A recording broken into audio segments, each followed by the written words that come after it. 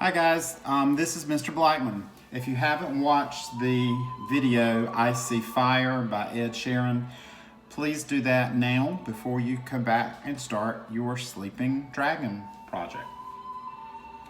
Okay, this lesson is based off of Lord of the Rings, which is pretty cool. We're going to be making a Sleeping Dragon project. For this project, you'll need your basic supplies, a piece of white drawing paper, and it has to be completely square. I'll show you how to do that. A pencil, markers, you can bring in crayons or oil pastels, scissors to help get your paper square, and maybe coloring pencils. And so this is for 3rd grade through 5th grade. All right, let's get started. All right, if your sheet of paper is not square like mine, this is the easiest way to make that happen without a ruler. So you can take one corner of your paper and bring it down to your baseline here and do a fold. And it kind of looks like a beginning of an airplane. You're going to be cutting it right here along this line, and then when you open this back up, it will be completely square. So I'm going to do that now. Without a ruler, without a pencil. I'm just going to follow the line of my paper, and it doesn't matter what size paper you use for this. Mine is about a 12 by 12 inch when I'm opening it up, but yours does not have to be that big. Remember to hold on to your scraps, you may need them later. All right, so now we have a perfectly square sheet of paper. You may not be able to see all of that, but it is perfectly square. And it's 12 inches by 12 inches, but yours could be smaller. All right, your first fold that you're going to be doing for this Sleeping Dragon is folding your paper into the shape of a triangle. You're just going back the way you did the first fold, and you're just folding it over. Pick it up, you can peek right in there, and it's in the shape of a triangle. We're going to open it back up again and go the opposite direction and do the same thing. This is why you need your paper to be perfectly square. Now, I found when I did this that my paper was a little uneven right here on the corner. So while I've got it in this position, I'm going to trim it just a little bit off right there. For some crazy reason, it didn't quite make it square when I cut it. So I'm just going to trim off that little bit of excess on both sides. That's after you've done your second fold. It helps you out when you start doing your folding on this project. All right. Your next fold is going to be to open this back up. And you're going to bring one of the corners, it doesn't matter, to the center.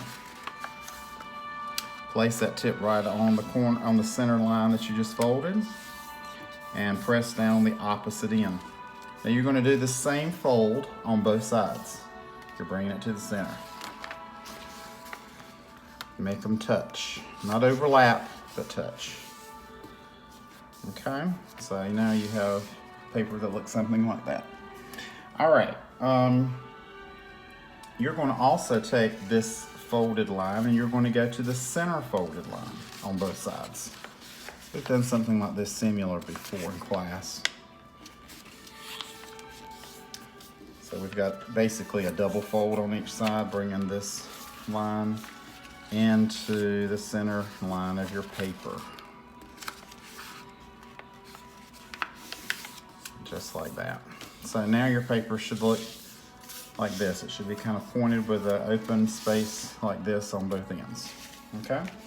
All right, now, the next step we're going to do is we're going to reverse this. We're going to take it all apart. Okay? Flatten it back out. I'm not pressing out my folds, but now I'm going to turn my paper over to the back side. And I'm going to refold this on the same lines I did before. We're not making any new folds. So if you want to come in and do your small tips first, you can do that. Oops, that one didn't look like it was quite straight, so I'm going to straighten it up right now. And then I'm going to bring in this fold. I'm going do the same on the other. Now, if you get a little behind, don't freak out. Just pause the video and watch what I'm doing. You can replay it. Now I'm going to bring this, after I've gotten this far, I'm going to bring this back to that center line. So I'm just going back on the same lines that I did in the beginning. I don't have to rethink this. And again, your paper is going to look just like it did before. The open space on both ends, okay? All right, now this part you're going to do, you're going to flip this over again, and you're going to, your paper looks like this. You're going to bring this somewhere near the center of your paper. There should be a slightly faint folded line there, so that's what you're bringing, is this tip down to that little folded line right there where my finger is, and you should have the same on your paper. And you're securing this down on the other end by just folding that back. See, there's your open square.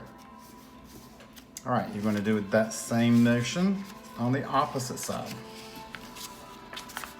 This is all about symmetry. Okay, so your paper is going to look something like this when you're finished. Now we're almost there. The last fold that you're going to do, you already have this, and so you're going to bring from that center fold right there. If you want to recrease it a little bit, you can. You're going to bring from that center fold, you're going to bring this corner in, secure that, fold it back down, do the same on this side. If you want to hold your thumb, you can do that. So that'll be your point, and just bring this in. It doesn't have to be in line with anything, just bringing it in so that this comes down to there. And you're going to flip this side, and we're almost done. Put your finger back on that, pull this over, make a little flat line there, unfold it, put your finger over here, pull this in, and unfold it. There you go. Now, if you flip this over, you will have the beginning of your dragon's eye. Now, we didn't stop and draw in our eye for this, but I want to show you how you can do that. I'm going to open this back up on the back, flip it over, open it up. Just pull those two out, just like that. And flip it over and open this up. And I'm going to, inside this space, it looks like a diamond shape in here, I'm going to draw my eye. Now I'm going to be using a marker. You don't have to use a marker for this, but I am, so you can see. I'm just going to lightly sketch a circle, a big circle, on the opening of this inside. You can lift it up and go back in and finish this shape off, and it doesn't have to be perfect. It's going to be kind of hidden, okay? All right, now, inside that space, you're going to be adding your iris. And now remember, a dragon is a reptile, so he's not going to have a pupil that's round. He's going to have more of a long slit, like a snake or a dragon, for his pupil. Because remember, when their eyes open and close, their iris does this inside. All right, so in this space, you can go in and you can use oil pastels, you can use crayons, you can use markers. I decided to use oil pastels because of being able to blend the colors. You could do that with crayons, you could do that with coloring pencils. I think I'm gonna try it this time with, I'm gonna try it with crayons. So, let me grab a couple of colors for eyes. Let's see, green maybe a little blue.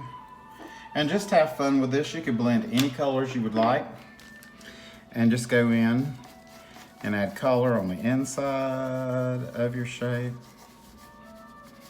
And you could have more than 2 colors. You could use 3 or 4 colors. You could make it red and yellow or orange and red and all warm colors, or you could do all cool colors. You can just make it up as you go along.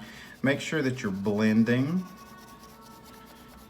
your colors together so you don't have gaps between. And you could even fade it out to white if you wanted to. I think maybe I'll do that. I promise you my finished product looks much better. I'm gonna flip this over. It doesn't really matter that you get this perfect because it's gonna be hidden. It's gonna be kind of like almost enveloped inside the paper itself. So this is all gonna close back up. So you want it neat and kind of the colors to be kind of shocking when you look at it because it is gonna be a dragon's eye, like what's in the video. You could put catch lights in your eyes if you really wanted to make it look realistic.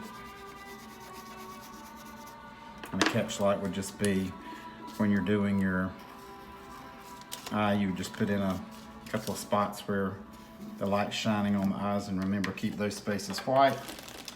When I was doing mine, I made sure I did my pupil for my reptile black. Skip this part. I want to get your catch lights colored. And I'm not going to do all of this because I want you guys to have time to spend more time working on this instead of watching me do it. But you can fill in all this area in black. You could add another color here. You could fade it out. But the one thing that I did is right here in my background is I went ahead and we have that diamond shape that we have folded in. I went ahead and took my color out into that space because I wanted my reptile to have black as a background. Our eyes have white, but make it very dramatic. You can make all this in here black on both sides. Okay, once you have that done, you can just refold your paper. Lines are already there. And you can go ahead and fold this back on the back if you'd like to, kind of get it out of the way. Now, this part is going to be your eyelid on the upper and the lower. Now, I took markers and just had fun with those. I thought about what would an eye of a dragon look like? What would his eyelids look like? What would they be textured with? What colors might they be? And I just chose a color and went in and made a pattern. Now, I've seen some that were just variations of different values in here where you just transcend from one value to the next. I went in and added a pattern, like maybe they have scales on their eyes, and I did like an overlapping pattern. Again, I'm not going to do all of mine because I want you to have more time. I just brought that pattern all the way out to the edge of my paper on both sides, and you can do that. And maybe you want to go back in and add color in your scales with coloring pencil or markers or something like that. That'll work. And I'll show you my finished product and how it actually works. Now, in the movie, the music video we were watching, the creatures that were created by the computer were moving as the music was playing. So our finished product has a little bit of animation also. So here is my dragon's eyelids, and I'm pushing on these four corners, and there's his eye. That's our animation for our Lord of the Rings music video for the Sleeping Dragon. Have fun, guys. See you next project.